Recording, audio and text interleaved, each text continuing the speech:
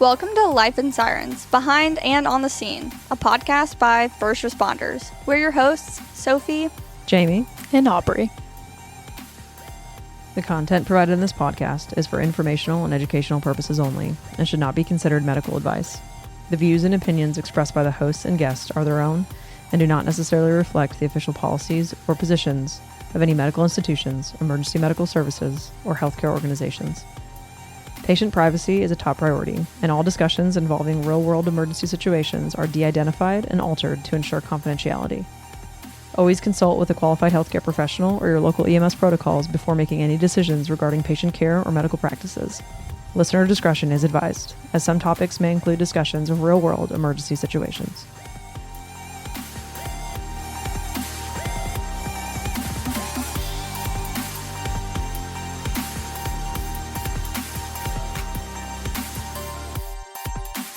"'Twas the night before Christmas, when through our small station not a creature was stirring, except our hydration."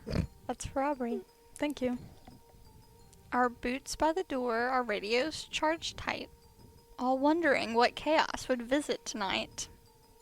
The coffee was strong, the morale debatable, but our expectations, as usual, completely inflatable.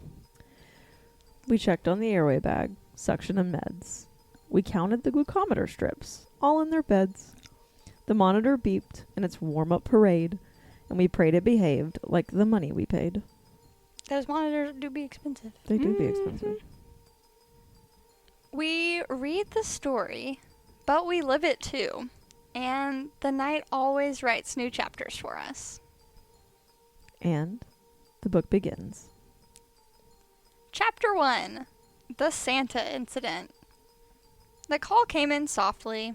A fall from a ladder, a dad dressed as Santa, his bones all a-clatter. Scene safe, gloves on. One slightly embarrassed father sitting on a cold patio concrete. No significant bleeding, no loss of consciousness. Ankle swollen, lateral side, about golf ball size. Sir, did you hit your head? Any neck pain? Any fall from more than twice your height? Because I need to check that box on my run ticket. I just misjudged the rung. Maybe 3 feet, 4? Okay, let me check pulses. Pedal pulse present. Warm foot. Good cap refill. Sir, can you wiggle your toes? Yeah.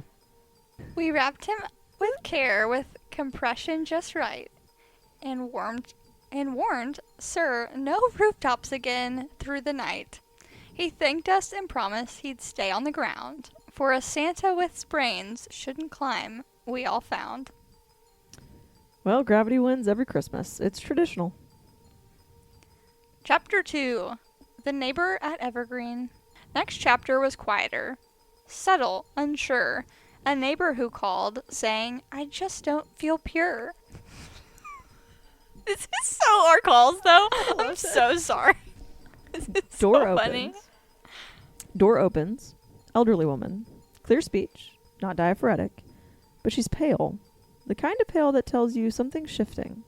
Ma'am, can I check your pulses? Radial is thready. About 72 heart rate, but irregular. Possible PVCs? Maybe aphid with a controlled rate?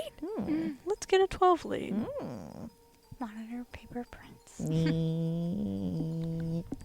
12 lead shows sinus with occasional ectopy, no ST elevations, no depressions, BP mildly elevated.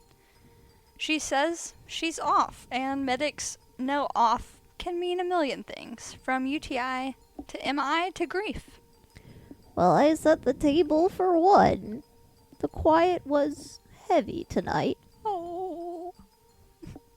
We sat at her table just letting her speak, her pulse finding rhythm, her breathing less weak. No IVs were needed, no lights flashing bright, just presence and listening restored her tonight. Ma'am, please call if anything changes, even if it feels small. You've already made it feel less empty, dearie. Thank you. Why is that so cute? Alright. Chapter 3, The Peppermint Problem. Then onward we traveled to aisle 17, where a peppermint candy caused quite a scene.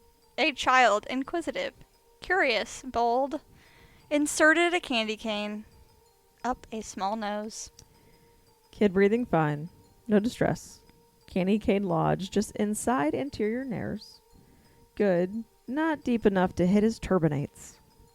Okay, buddy. I'm using a light. Now a little alligator forcep. Hold still.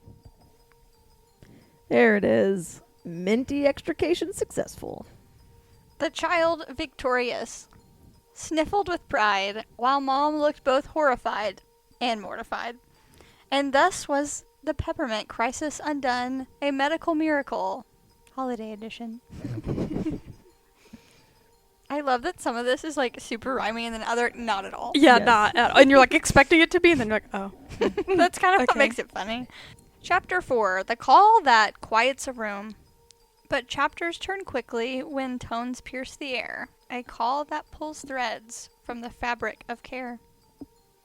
Unconscious, not breathing, the words chill the night. For medics know well when a call isn't right. Keep going with compressions until we take over. Count out loud. 1, 2, 3, 4. Switching in. I'm starting compressions. Depth good, rate at 110. Airway assessing, jaw stiffening slightly. Oral airway inserted. BVM to 15 liters. Good chest rise. Pads on. Monitor shows PEA at 20 beats per minute. No pulse. IV established, left AC. Pushing 1 milligram of epi. Oh my god, weren't you doing compressions? Uh-oh. Skin cool, cyanosis around the lips, no obvious trauma. Family says he collapsed during laughter. Could be sudden arrhythmia. Could be massive MI. Could be an electrical storm. We can't tame. 2 minutes. Rhythm check. Still PEA, no palpable pulses. Resume compressions. We pushed and we breathed, we shocked and we prayed. We fought with each tool that our training has made. But some hearts grow tired on long winter nights and do not return, despite all of our might. Guys, we're at time. We've had no response. We've had no rhythm changes. We've talked to the physician and they're good with terminating on scene. Family's ready. We're going to call it. I am so sorry. He was surrounded by love, and we gave him everything that we could. We honored the moment. We packed with respect. We held space for heartbreak as medics protect. For Christmas is tender, and loss knows no date, and love lingers long in the rooms where lives wait. Chapter 5, The Drive Back. People think we get numb to it. We don't. We just learn how to hold it differently. The road stretched before us, familiar yet new, with grief in the backseat, as quiet as dew. But onward the truck moved, for that's what we do, because someone out there still needs our crew. Not the worst night, but not the easiest. But I think we did good. Yeah, we always do good. Even when the outcomes don't change. And so ends our story, this wet Christmas Eve, of sprains and of sadness, of breaths fought to breathe. We don't need the magic they talk of in lore. The work that we do is its own quiet core. We clock out and leave, boots heavy with rain, and pray Christmas morning brings some gentle terrain. For the world makes up bright, unaware of the sight of a few weary medics who guarded the night. Merry Christmas. Merry Christmas. Well, Merry Christmas, everybody. Merry Christmas, everybody.